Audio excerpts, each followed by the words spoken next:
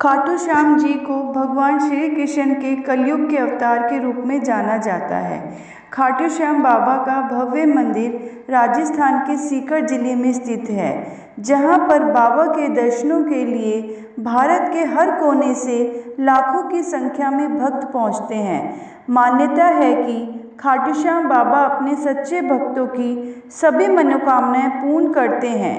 यही नहीं, इतना भी कहा जाता है कि जो जग में सबसे हार गया हो, वह भी अगर एक बार बाबा के मंदिर पहुंचकर सच्चे मन से प्रार्थना कर ले तो बाबा उसको फर्श से अर्श तक पहुंचा देते हैं। इसलिए बाबा के भक्तों में एक कहावत बहुत लोकप्रिय है, हारे का सहारा बाबा श्याम हमारा। बाबा खाटू श्याम जी का संबंध महाभारत काल से है। इनका असली नाम बर्बरीक था। ये महाबली पांडव भीम के पौत्र थे। पांडव जब वनवास काल में थे, तब वे भटकते भटकते एक भयानक जंगल में आ पहुँचे। इस जंगल में हिडिंब नाम का एक भयानक नरभक्षी राक्षस अपनी बहन हिडिंब के साथ रहता था। कहा जाता है कि हिडिंब नर मांस की गंध को बहुत दूर से ही भाप लेता था, तो हिडिंब ने पांडवों को भी मार के खाना चाहा, परंतु भीम ने युद्ध करके हिडिंब को मार दिया। इसके बाद हिडिंबा और भीम का विवाह हुआ और इस विवाह से उन्हें घटोत्कच नाम के महाशक्तिशाली पुत्र की प्राप्ति हुई। घटोत्कच और नागकन्या माता अहिलावती के पुत्र बर्बरीक हुए, जो अदम्य शक्तिशाली, साहसी और वीर थे और अनेकों शक्तियों के स्वामी थे। बर्बरीक ने घोर तपस्या करके 3 अमोघ बाणों की प्राप्ति की थी, जिनसे वह एक पल में ही तीनों लोकों को समाप्त कर सकते थे। जब महाभारत का युद्ध आरंभ हुआ तो पहले दिन पांडवों को भारी नुकसान हुआ और उनका पलड़ा कमज़ोर पड़ रहा था। इस पर माता हिडिंबा और माता अहिलावती उदास बैठे हुए थे। बर्बरीक ने उन्हें उदास देखकर उनकी उदासी का कारण पूछा। बर्बरीक अभी कुमार अवस्था में ही थे, इसलिए पहले तो उन दोनों माताओं ने बर्बरीक को कुछ न बताया, पर बर्बरीक के बार बार पूछने पर माताओं ने महाभारत के युद्ध और पांडवों के साथ हुए अत्याचारों के बारे में बताया। इस पर बर्बरीक बोले कि धिक्कार है मेरे जीवन पर कि मेरे होते हुए मेरे दादा काका आदि को युद्ध लड़ना पड़ रहा है और उस पर भी उन्हें हार का सामना करना पड़ रहा है। वे तुरंत युद्ध में जाने के लिए तैयार हुए। माताओं ने उन्हें बहुत समझाया कि तुम अभी छोटे बालक हो, परंतु वीर बर्बरीक ने उनकी एक ना सुनी और बोले, ऐसे जीवन का क्या लाभ जिसके होते हुए उनके अग्रजों को हथियार उठाने का कष्ट सहना पड़े। बर्बरीक की जिद को देखकर माताओं ने उन्हें युद्ध में जाने की अनुमति दे दी। अब बर्बरीक ने पूछा कि मैंने तो कभी भी अपने दादा काकाओं को देखा नहीं, तो मैं उन्हें पहचानूंगा कैसे और किस पक्ष की ओर से युद्ध करूंगा।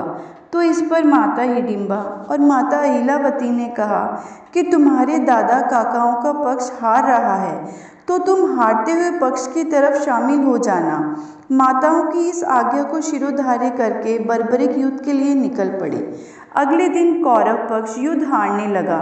श्री कृष्ण, जो कि सर्वज्ञाता हैं, उन्हें बड़ी चिंता हुई, क्योंकि वे जानते थे कि बर्बरीक जितने वीर, पराक्रमी और साहसी हैं, उतने ही अपनी माताओं की आज्ञा की पालन करने वाले भी हैं। श्री कृष्ण जानते थे कि कौरवों और पांडवों दोनों की कुल 18 अक्षौहिणी सेना को एक साथ भी खड़ा कर दिया जाए तो भी बर्बरीक एक ही पल में उस समस्त सेना का नाश करके युद्ध को समाप्त कर सकते थे।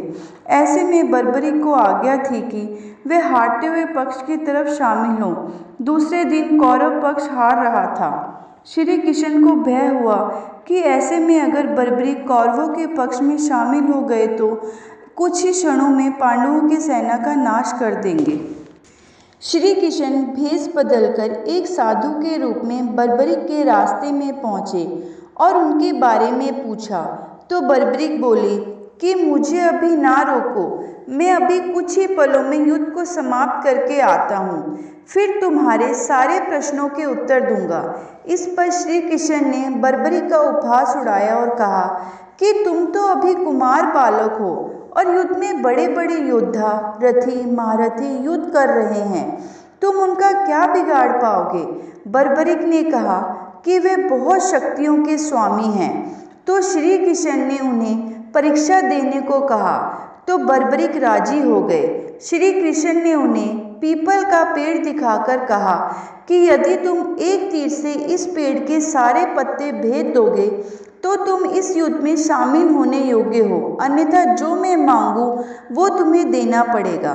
बर्बरिक ने अपना धनुष का संधान किया और बाण चलाया। उस बाण ने पीपल के सारे पत्ते भेद डाले। बर्बरिक ने अपनी जीत पर खुशी जाहिर करते हुए युद्ध में जाने की आज्ञा मांगी, परंतु श्री कृष्ण ने अपने माया के प्रभाव से एक पत्ता अपने पैरों के नीचे छिपा लिया था। अब उन्होंने वो पत्ता निकालकर बर्बरिक को दिखलाया और बोले, तुम्हारे बाण ने सभी पत्तों को नहीं भेदा है, तो तुम परीक्षा में असफल हुए। इसके बदले में श्री कृष्ण ने बर्बरिक का सर मांग लिया। बर्बरिक ने सहज ही अपना सर श्री कृष्ण को दे दिया। बर्बरिक ने कहा, हे नारायण, मैं आपको पहचान गया हूँ, आपने अपनी माया से मुझे छल लिया। बर्बरिक बोले, हे नारायण, मैं युद्ध तो नहीं लड़ सका, लेकिन मुझे युद्ध तो दिखा दीजिए।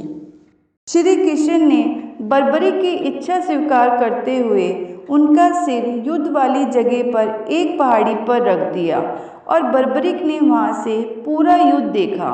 युद्ध के समाप्त होने के बाद पांडव लड़ने लगे कि युद्ध की जीत का श्रेय किसे जाता है। तब बर्बरिक ने कहा कि उन्हें जीत भगवान श्री कृष्ण की वजह से मिली है।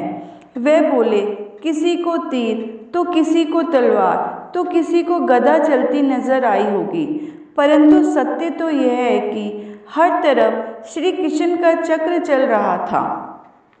भगवान श्री कृष्ण इस बलिदान से प्रसन्न हुए और कलयुग में उन्हें खाटू श्याम के नाम से पूजे जाने का वरदान दिया।